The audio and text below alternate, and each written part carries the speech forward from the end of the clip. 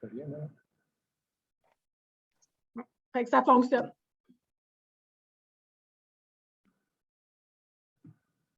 On peut commencer? Oui. Bon, bonsoir tout le monde. Bienvenue à cette séance, la première qu'on va faire de 3, qui va concerner la première, l'extraordinaire sur l'aglo pour le budget 2022. Alors, je déclare l'ouverture de l'Assemblée et je constate que le quorum est à 8 sur 8 pour le...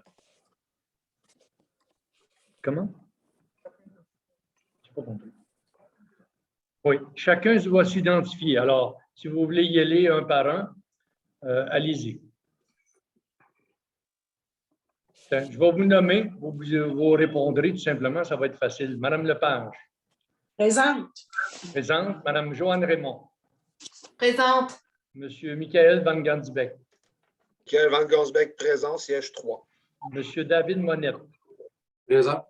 Monsieur Daniel Baudouin. Présent. Monsieur Alexandre Morin. Présent, siège 6. Et Monsieur Frank Papas. Présent. Tout le monde est là?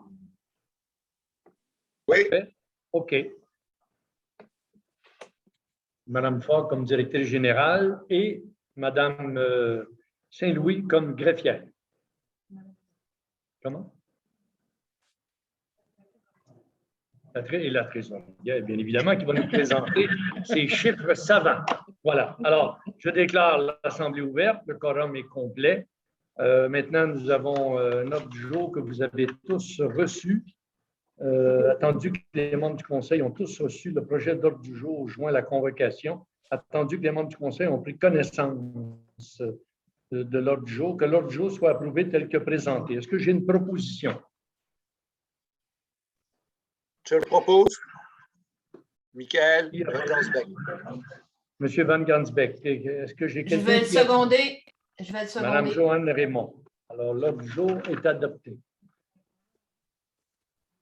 Ah oui, le point 1, c'est vrai. Il y a toujours cette affaire-là des décrets qui ont été faits à l'effet que nous allons faire une séance Zoom. Alors, est-ce que j'ai une proposition pour ça? J'aimerais proposer. Madame Lepage, est-ce que j'ai un appuyeur? Je vais seconder, Michael. Michael Van Gansbeck. Alors, adopté. Alors, on s'en va au point 3, c'est ça? Étude et adoption des prévisions budgétaires 2022 de l'agglomération de Sainte-Marguerite-Estérel. Monsieur le maire Gilles Boucher procède à l'ouverture de la présentation du budget. Il invite ensuite la directrice générale, Mme Julie Fogg, à poursuivre la présentation des revenus et dépenses par le service et la trésorière, Mme Lise Lavigne, la présentation des frais de financement et affectation, les variations du budget entre 2021 et 2022, de même que la répartition du budget par service. Alors, je pense qu'on peut commencer à procéder. Madame Fogg. Donc, les citoyens et tout le monde vont pouvoir suivre à l'écran Voilà. la présentation PowerPoint qui sera également sur le site Internet. Et c'est Mme Lise Lavigne, la trésorière, qui va en faire le résumé. C'est à vous. Pour débuter, est-ce que M. le maire procède à son mot ou je débute tout de suite? Non, vous pouvez passer. Il y a un mot du maire qui sera mis sur le site Internet. Bonsoir tout le monde. Donc, nous allons débuter par, je vais vous présenter le budget pour l'exercice financier 2022. Je vais commencer par les revenus détaillés pour l'exercice financier 2022. Donc, nous sommes à la page 5, Mme Fogg. Donc, nous avions un budget de 2 493 000 en 2021 pour un budget de 2 104 682 en 2022, donc une variation de 95 189 $. À la page 6, nous voyons la ventilation des revenus sous forme de graphique le document sera sur le site Internet. Nous allons poursuivre avec la présentation des dépenses pour l'exercice financier 2022. Donc, en administration générale, nous avions un budget en 2021 de 315 860. Ce budget est revu à la baisse au montant de 311 900, donc une variation de 3 960 $. Ça représente l'augmentation générale du coût de la vie et du respect des conventions collectives, ajout d'une ressource supplémentaire partagée avec l'administration, abolition d'un poste à l'administration générale et horaire de travail de 35 heures passant à 40 heures pour un employé de l'administration générale. À la section sécurité publique, nous avions un budget de 724 734 en 2021. Nous passons à un budget en 2022 de 801 434 une variation de 76 700. Donc, augmentation générale du coût de la vie et du respect des conventions collectives, programme d'aide aux employés, augmentation du tarif horaire pour le temps de garde passant de 2,27 à 3 de l'heure, ajout d'un préposé pour le quai pour le lavage des embarcations et augmentation de nombre de semaines de travail. Maintenant, en transport, nous avions un budget de 366 766 en 2021 pour un budget de 2022 de montant de 370 870, donc une variation de 4 104 qui est représentée par l'augmentation de la réserve de sable et celle à utiliser lors de verglas et l'augmentation générale du coût de la vie et du respect des conventions collectives. Maintenant, au niveau du logement social, la contribution à l'ONH, nous avions un budget de 5 000 en 2021. On conserve le même budget en 2022, donc aucune variation à ce niveau-là. Promotion touristique, nous avions un budget de 5 743 en 2021. En 2022, 6 390, donc une variation de 647 2022. Oui, j'ai une petite coquille, la deuxième colonne là, devrait être indiquée 2022.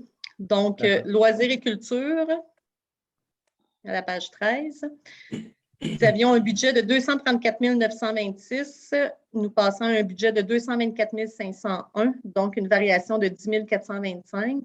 C'est représenté par la bonification de l'offre d'activité pour les familles et un budget en moins pour l'entretien du bâtiment qui a été revu à la baisse pour la bibliothèque. La page 14. Frais de financement et affectation. Donc, nous avions un budget de 356 464 qui est revu pour 384 587 en 2022. Donc, c'est les remboursements de frais, c'est les frais de financement pour les emprunts à long terme. Page 15, vous voyez la ventilation des dépenses par secteur. On voit maintenant par pourcentage comment que le budget est réparti dans chacune des fonctions. Donc, en administration générale, on voit 14,82 du budget, 38 en sécurité publique, réseau routier 17 aménagement et urbanisme 0,30 santé et bien-être 24,24 loisirs et culture, 10,67 et frais de financement, 3,48 pour terminer avec les affectations, 14,79. Maintenant, le programme triennal d'immobilisation, habituellement, il est présenté en même temps que le budget, mais cette année, étant donné que le budget a été adopté en 2022, la loi nous obligeait à adopter le programme triennal en décembre 2021. Donc, le programme triennal d'immobilisation a été adopté et présenté lors de la séance extraordinaire du 20 décembre 2021 dernier. Vous pouvez consulter le programme sur le site Internet de la Ville. Ça fait le tour pour le budget de l'agglomération.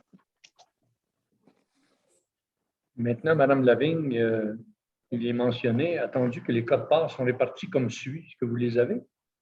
Oui. 1 264 pour Sainte-Marguerite.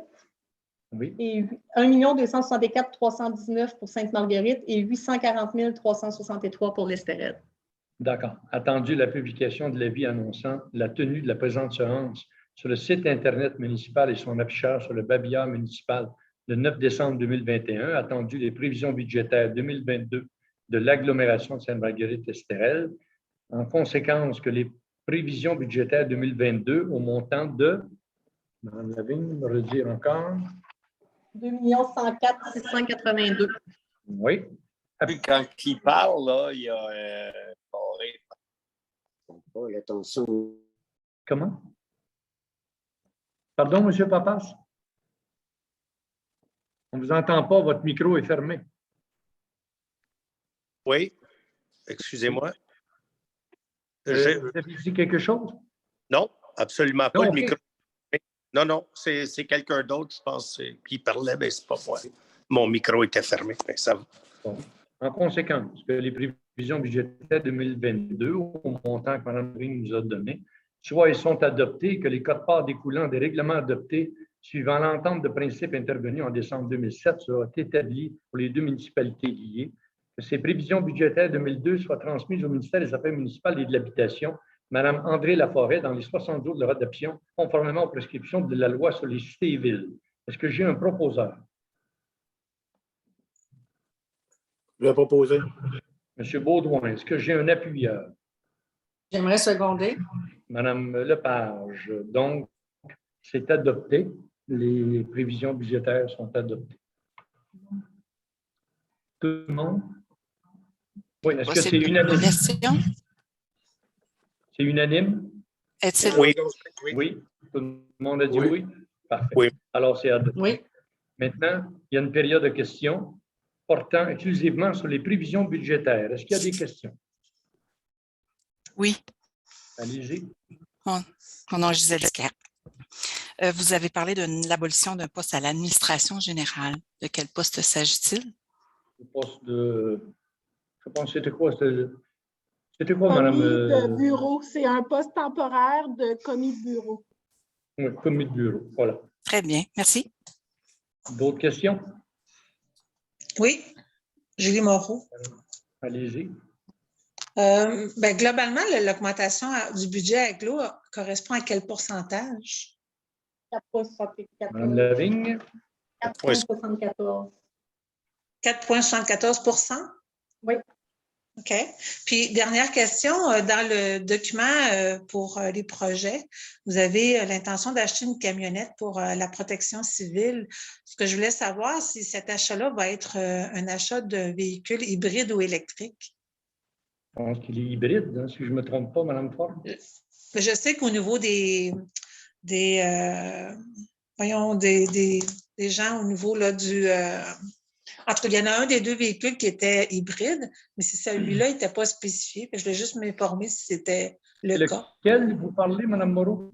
Celui, dans le fond, au niveau de l'agglo. Non, mais aux travaux publics, il y en a un hybride. Oui, mais il y en a un autre au niveau des incendies, au niveau protection civile. On va regarder, on va voir ça. Je ne peux pas vous répondre pour l'instant, je ne le vois pas. Mais dans le fond, moi, ce que je vous propose, c'est de faire comme vous faites au niveau des TP. On est dans un moment d'environnement. Ça serait intéressant. Merci. Merci. C'est fini pour les questions? Alors, est-ce que quelqu'un propose la levée de la séance? Alexandre. Alexandre Morin, est-ce que quelqu'un appuie? Je vais l'appuyer. Madame Lepage, alors la séance, est-ce que c'est unanime? Oui. Oui. La séance est levée. Oui. On vous revient pour le prochain, qui va être, si je ne me trompe pas, l'extra à 19h. À 19h, on revient avec l'extra ville. Oui.